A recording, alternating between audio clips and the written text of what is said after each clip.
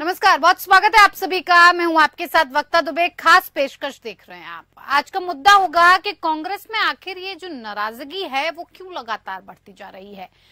चुनावों का माहौल है, ऐसे में दिल्ली की 7 लोकसभा सीटों पर आगामी 25 मई को मतदान होना है। सोमवार से लोकसभा चुनाव की नामांकन प्रक्रिया शुरू हो जाएगी और इस बार कांग्रेस और आम आदमी पार्टी मिलकर चुनावी दंगल में उतरे हुए हैं। टिकट ऐलान के बाद से कई सीटों पर कांग्रेसी नेताओं की नाराजगी अब सामने आई थी, जो कि अब खुलकर सामने आ रही है। शीला सरकार में मंत्री रहे राजकुमार चौहान तो नाराजगी के चलते पार्टी को अलविदा भी कह चुके हैं और इसके बाद पार्टी को डर सता रहा है कि कहीं और नाराज नेता चुनाव के बीच पार्टी छोड़कर ना चले जाएं।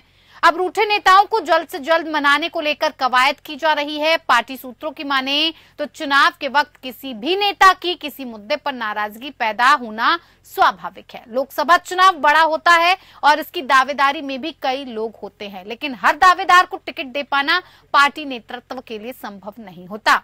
हाल ही में उपजे राजनीतिक विरोध के बारे में बात करें तो राजकुमार चौहान ने कांग्रेस पार्टी से इस्तीफा देकर गहरी नाराजगी जताई है। दिल्ली कांग्रेस सरकार में मंत्री रह चुके Rajkumar Chauhan north west Lok Sabha seat SC आरक्षित से टिकट के सशक्त दावेदार माने जा रहे थे और इस सीट से कांग्रेस ने बीजेपी के पूर्व सांसद डॉक्टर उदित राज को टिकट दिया है और उसके बाद से चौहान और उसके समर्थक काफी नाराज हो गए। इस नाराजगी के चलते संसदीय क्षेत्र के कांग्रेसी कार्यकर्ताओं ने पिछले दिनों प्रदेश मुख्यालय पर डॉक्टर उदित राज के खिलाफ नारेबाजी भी की थी। इसके बाद से पार्टी में विवाद थमने की बजाय और ज्यादा हो गया। इस विवाद के बीच राजकुमार चौहान कांग्रेस पार्टी ये कहकर छोड़ गए कि उनके साथ प्रदेश कांग्रेस के प्रभारी दीपक बाबरिया ने दुर्व्यवहार किया और इस मामले में उन्होंने एक वीडियो जारी कर कांग्रेस प्रभारी बाबरिया पर कई गंभीर आरोप भी लगाए।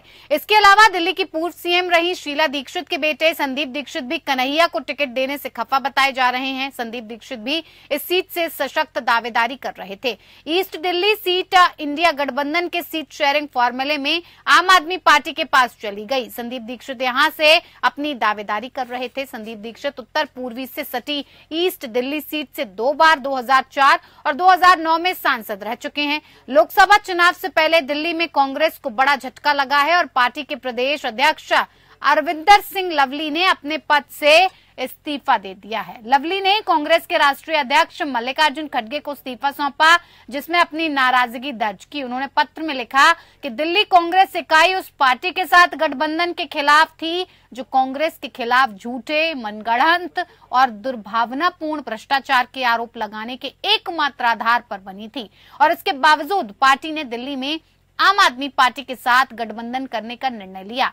महाराष्ट्र में कांग्रेस को लगातार अपने मुस्लिम नेताओं के विरोध का सामना करना पड़ रहा है। एक के बाद एक कांग्रेस और इसके सहयोगी सपोर्टर मुस्लिम नेता अलग अलग मुद्दों पर पार्टी से नाराजगी जता रहे हैं। एक कॉमन मुद्दा तो यही है कि कांग्रेस ने राज्य में एक भी मुस्लिम उम्मीदवार नहीं दिया।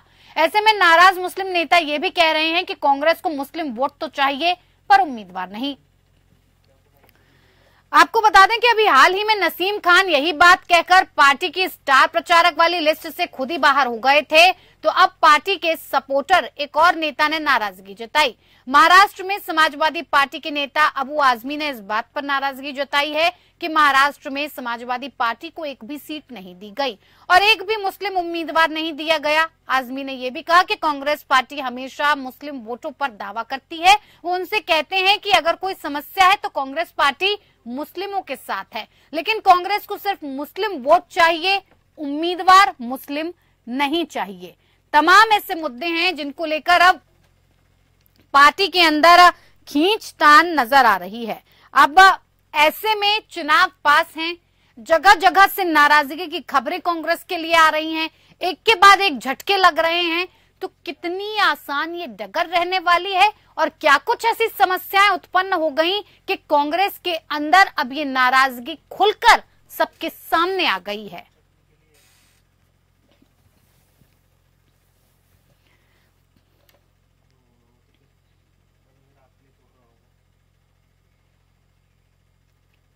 तो इसी पर खास बातचीत करेंगे और बातचीत के लिए हमारे साथ खास मेहमान भी जुड़ चुके हैं जिनसे मैं आपका परिचय करवा देती हूँ। हमारे साथ डॉक्टर अविरल मलिक, प्रवक्ता भारतीय जनता पार्टी के जुड़ गए हैं। साथ ही साथ डॉक्टर सुमित गर्ग, प्रवक्ता कांग्रेस के हमारे साथ जुड़ गए हैं। आप सभी का बहुत बहुत स्वागत है हमारे खास कार्यक्रम में। शुरुआत में सुमित गर्ग जी आपसे करना चाहूंगी, लोकसभा चुनाव का वक्त है, जहां पार्टी मजबूती की बात करती है, जहां पार्टी इस बात को लेकर बात करती है कि हर जगह उसका गठबंधन बहुत मजबूत है, लेकिन जब ऐसी खबरें आती हैं तो आप इस पर क्या कहेंगे? आखिर कांग्रेस के अंदर जिस तरह की नाराजगी देखी जा रही है, लगातार आपके कार्यकर्ताओं से लेकर तमाम नेता धीरे धीरे कांग्रेस पार्टी को अलविदा कह रहे हैं, क्या समस्या आ रही है? नेतृत्व कहां पर ढीला पड़ता नजर आ रहा है? जी नमस्कार। ना नेतृत्व ढीला है और ना ही कांग्रेस पार्टी कमजोर हो रही। बात है तात्कालिक प्रतिक्रिया। निसंदेह जब कोई भी दल समझौते करता है, दूसरे दलों से समझौते करता है, तो स्थानीय नेताओं को कहीं ना कहीं थोड़ा बहुत उनके जो पर्सनल इंटरेस्ट है वो कंप्रोमाइज होते हैं, तो तात्कालिक प्रक्रिया आती है। कोई भी राजनीतिक दल हो, चाहे भाजपा हो, कांग्रेस हो, कोई भी हो, समय काल परिस्थिति के अनुसार निर्णय करते हैं। भाजपा ने भी गठबंधन किए हैं, भाजपा के भी स्थानीय नेताओं के साथ पर्सनल जो इंटरेस्ट है वो कंप्रोमाइज हुए होंगे, लेकिन मैं इसको स्वीकार करने में कहीं हिचकिचाहट नहीं है मुझे कि हमारे नेताओं की प्रतिक्रिया आई है, सार्वजनिक आई है, जो उनसे जिनसे बचा जा सकता था। मैं आपके चैनल के माध्यम से अपील करता हूँ कि हमें लार्जर इंटरेस्ट देखना है, देश का इंटरेस्ट देखना है। जिस तरह से पिछले 10 साल में भाजपा की सरकार ने देश को गुलाम बना छोड़ा, तानाशाही अपने चरम पर है। अब तो ये हालात हो गए कि देश के प्रधानमंत्री जी इस देश में अकलियतों को प्रताड़ित करने पर तुले हैं, सीधा नाम लेके उनको टारगेट कर रहे हैं। तो कहीं ना कहीं हमें इस देश के लोकतंत्र और संविधान की रक्षा करनी है। अपने इंटरेस्ट को, लार्जर इंटरेस्ट जो देश का इंटरेस्ट है, उसे मजबूत करना है और उसी की तरफ जाना है। पार्टियां चुनाव लड़ती रहेंगी, जीतती रहेंगी, हारती रहेंगी, हमें मानना पड़ेगा, ये एक अलग चीज है। लेकिन आज अगर कुछ चीज खतरे में है तो इस देश का लोकतंत्र खतरे में, इस देश का संविधान खतरे में, इस देश की अकलियत खतरे में, इस देश का दबा कुचला समाज खतरे में, SC ST OBC खतरे में, दलित खतरे में। और कांग्रेस पार्टी का जो टोना है वो खतरे में नहीं है सुमित जी। लगातार ऐसे समय में लोकसभा चुनाव सर पर है और सियासी माहौल इतना गर्म है कि प्रदेश अध्यक्ष ये कह रहे हैं कि हम तो भाई अब आपकी पार्टी में रह ही नहीं सकते हैं, बहुत समस्याएं हैं, संगठन तो सुनता ही नहीं है हमारी। क्यों नहीं सुन रहा है सर? नहीं, संगठन को सुनने की जरूरत है।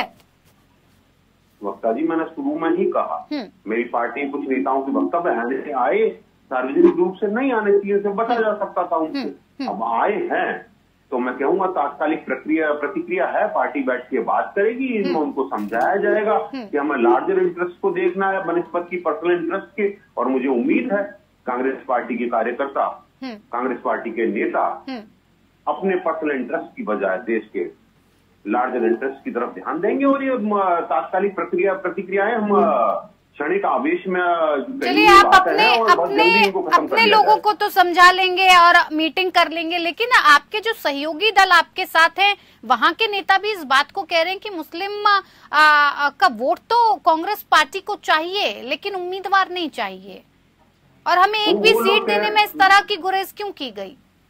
मैं वही कह रहा हूँ वक्ता जी, मैंने अपने शुरू में भी अपने ओपनिंग कमेंट में भी बोला कि कांग्रेस अकलियतों की लड़ाई लड़ रही है। कांग्रेस प्रधानमंत्री का जो मुस्लिम तुष्टीकरण की नीति है उसके खिलाफ आवाज बन के खड़ी है। हम धर्मनिरपेक्षता की बात करते हैं, आप जिन सहयोगी दलों के नेताओं की बात कर रहे हैं, विषय ये है कि उनका खुद का जनाधार नहीं है और कहीं ना कहीं अपनी लेगेसी के आधार पर वो पार्टियों से टिकट चाहते हैं। अगर ऐसा था तो उनके राष्ट्रीय अध्यक्ष बात करते, अगर बयान देना था तो उनके राष्ट्रीय अध्यक्ष बयान देते, नहीं दिया।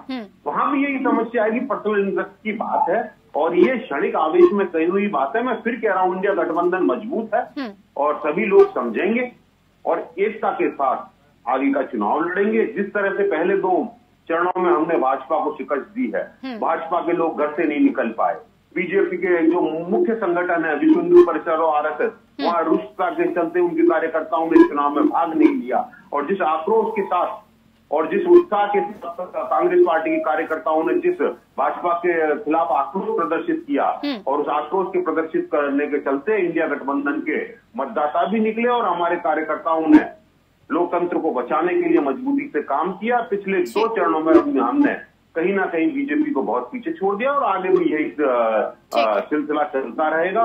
और बहुत जल्दी 4 जून को आप ये देखिएगा कि देश से मोदीवाद का, एक व्यक्तिवाद का सफाया होगा। एक लोकतांत्रिक सरकार, इंडिया गठबंधन के नेतृत्व में मजबूत सरकार इस देश को अगले 5 साल तक। मलिक साहब देखिए, मजबूती के साथ आगे बढ़ रहे हैं, लेकिन वो तो ये साफ कह रहे हैं हमारी नाराजगी, हमारे नेताओं की नाराजगी आपको साफ तौर पर दिखती है। आपके अंदर भी तो इसी तरह की नाराजगी चल रही है। तुष्टीकरण की राजनीति आप करते हैं, आरोप कांग्रेस पार्टी पर लगाते हैं। अपने किए हुए को आप छुपाते हैं, आरोप कांग्रेस पार्टी पर लगाते हैं। लोकतंत्र की हत्या करने का काम आपने किया, आरोप कांग्रेस पार्टी पर लगाते हैं। जवाब दीजिए। देखिए, लोकतंत्र की हत्या हमने नहीं की, लोकतंत्र की हत्या इन्होंने की थी। लोकतंत्र के हत्यारे ये हैं। लोकतंत्र का जनाजा इन्होंने निकाला था। 1975 में इमरजेंसी इन्होंने लगाई थी। उस विषय पर इन्हें बात करनी चाहिए, उस विषय पर इन्हें स्पष्टीकरण देना चाहिए, स्टेटमेंट देना चाहिए। तो वो तो स्वीकार कर रहे हैं, वो तो पीछे हटे ही नहीं, वो तो पीछे हटे ही नहीं, वो तो स्वीकार कर रहे हैं कि हाँ हमारे नेतृत्व का की कमजोरी है और उसे दूर करने की कोशिश करेंगे। आप क्या स्वीकार कर रहे हैं? आप तो मंच पर किसी बात को स्वीकार नहीं करते। नहीं, 1975 में इन्होंने इमरजेंसी लगाई थी, लोकतंत्र की हत्या की थी, संविधान की हत्या की थी, कानून की हत्या की थी। संविधान के हत्यारे ये हैं। विपक्षी नेताओं को जेल में इन्होंने डाला था उस समय में, आपातकाल के दौर में। वही तो आप भी कर रहे हैं। काटी थी, और आज ये गोदी मीडिया बताते हैं, मीडिया के ऊपर आरोप लगाते हैं। फ्लैट की बिजली तो इन्होंने काटी थी, जुडिशियरी को तो अपने हाथ में इन्होंने उस समय लिया था। विपक्षी नेताओं को उस समय जेल में क्यों? सर अभी मुद्दे की बात कीजिए ना, जो किया था वो किया था। विरल जी, आप मुद्दे पर नहीं है सर, ये मुद्दे पर नहीं सर। सर अभी हम चुनाव की बात कर रहे हैं, यहाँ की बात कर रहे हैं, यहाँ पर आप मुझे जवाब दीजिए, इस वक्त जवाब दीजिए। आज के समय में कोई कानून की हत्या नहीं हो रही है, कोई लोकतंत्र की हत्या नहीं हो रही है, सबको समान अधिकार मिल रहे हैं। हम इक्वालिटी में बिलीव करते हैं, हम कॉन्स्टिट्यूशन ऑफ इंडिया में बिलीव करते हैं, लेकिन ये संविधान में विश्वास नहीं रखते। वो क्यों लगता है आपको? क्यों लगता है आपको संविधान पर विश्वास नहीं करते हैं? क्यों लगता है आपको? ऐसा क्या कर दिया?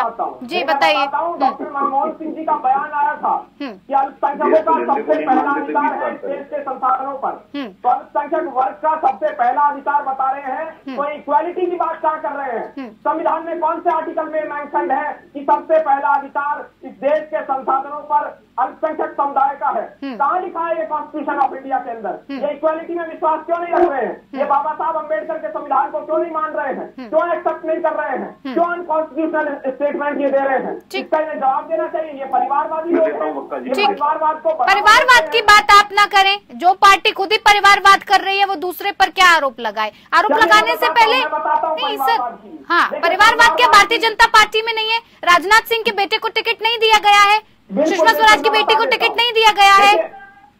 देखिए, परिवारवाद भारतीय जनता पार्टी के अंदर नहीं है, तो क्यों नहीं है मैं बताता हूँ। मैंने तो नाम लेकर बताया सर, है कैसे नहीं?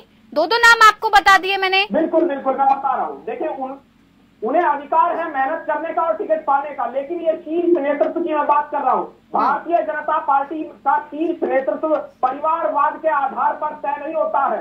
भारतीय जनता पार्टी में जो शीर्ष नेतृत्व में लोग शामिल हैं, वो मेहनत के आधार पर मेहनत के मतलब आप करे तो मेहनत, दूसरा करे तो कुछ भी नहीं। हाँ, ये कौन सा आधार, ये कौन सा पैमाना आपने बता दिया सर परिवारवाद का? वो करे तो मेहनत, ये ना करे तो मेहनत नहीं होगी, कैसे सर? टिकट पाने का अधिकार सबको है, हाँ तो फिर लड़ने का अधिकार सबको है। अब मैं बताता हूँ, टिकट पाने वाले में और शीर्ष नेतृत्व में बहुत फर्क होता है, आपको ही मालूम है।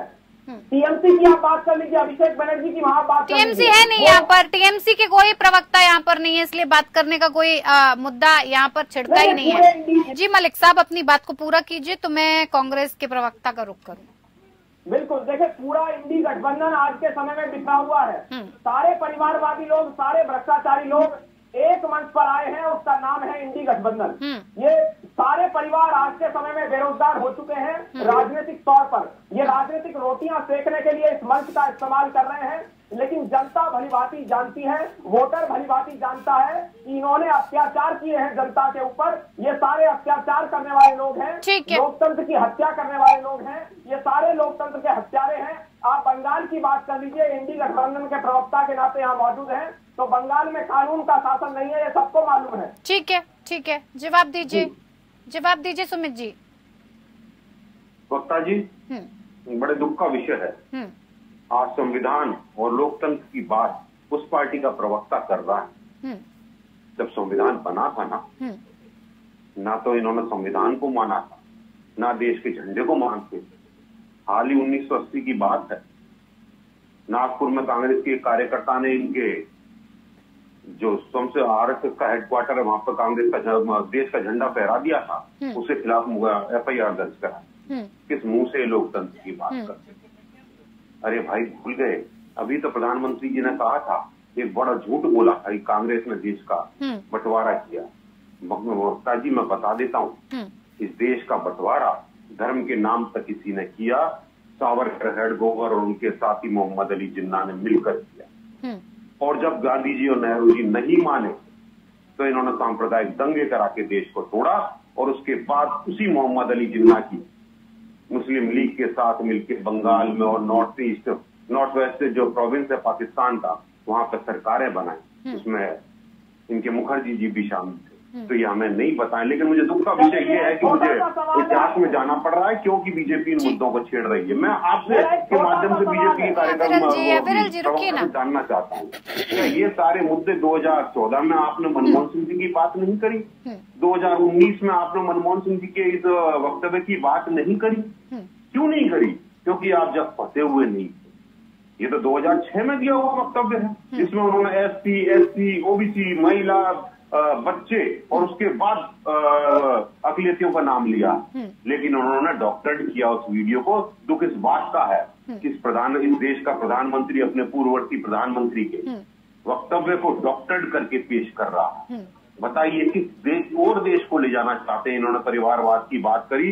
अनुराग ठाकुर, पीयूष गोयल, पूनम महाजन, येदुरप्पा, पंकज सिंह, दुष्यंत सिंह, ये सब परिवारवाद के लोग। मीठा मीठा अपना तो अच्छा लगता है और दूसरों पर उंगलियां उठाते हो। अरे हुजूर, जब एक उंगली दूसरे की तरफ करते हो तो चार आपकी तरफ। बिल्कुल नहीं, लेकिन एक सवाल का जवाब दे दीजिए सुमित जी। ठीक, एक सवाल का, ठीक है, एक सवाल का जवाब दे दीजिए सुमित जी। इसीलिए इसको स्वीकार किया, बड़े आराम से इसको स्वीकार किया। हाँ, हमारे नेताओं ने ये बात कही है, हम इस पर बात करेंगे, लेकिन ये बात करने को तैयार नहीं है। ठीक है, वक्त की कमी है। सुमित जी, एक बात का जवाब दीजिए। बाहरी प्रत्याशी नहीं चलेगा, कांग्रेस के कार्यकर्ता खुद इस बात को कह रहे हैं, तो इस बात को समझना जरूरी है। जब लोकसभा का चुनाव सर पर था, जब टिकटों का बंटवारा किया जा रहा था, टिकट दी जा रही थी, तो क्या संगठन ने किसी भी कार्यकर्ता या तमाम जो कार्यकर्ता जिस जगह से आप उतार रहे थे, जिस उम्मीदवार को आप उतार रहे थे, वहां पर आपने ये जानने समझने की कोशिश नहीं की कि क्या ये उम्मीदवार उतारा जाए तो ठीक होगा? क्या ये संगठन ने पूछने की जरूरत नहीं समझी कि इस तरह के नारे अब लग रहे हैं, बाहरी प्रत्याशी नहीं चलेगा, पैराशूट लैंडिंग नहीं चलेगी? मैं सिर्फ कहूंगा तात्कालिक प्रक्रिया है, प्रतिक्रिया है और समय के अनुसार ठीक हो जाएगी। लेकिन बाहरी प्रत्याशी पता है वक्ता जी क्या होते हैं? बीजेपी ने 130 से ज्यादा बाहरी आयातित है। अरे झारखंड में तो 14 में से 13 बाहर से आयातित है, हरियाणा में 10 में से 6 बाहर से आयातित हैं। तो आयातित बाहरी तो ये है।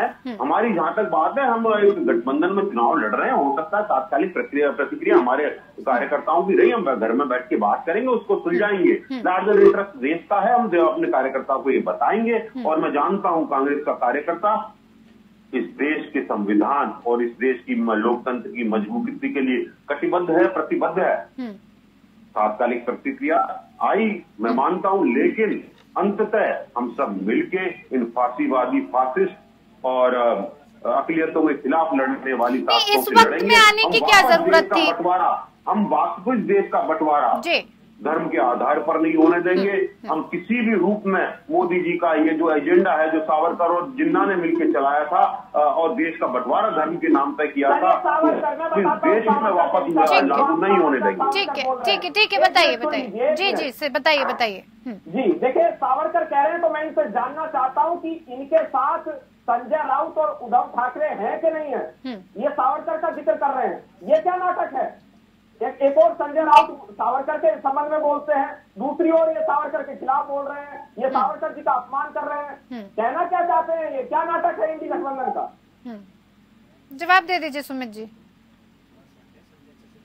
वक्ता जी, जहां तक इनके प्रश्न का सवाल है, ये खुद ही फंसते हैं, ये अपना अतीत नहीं देखते।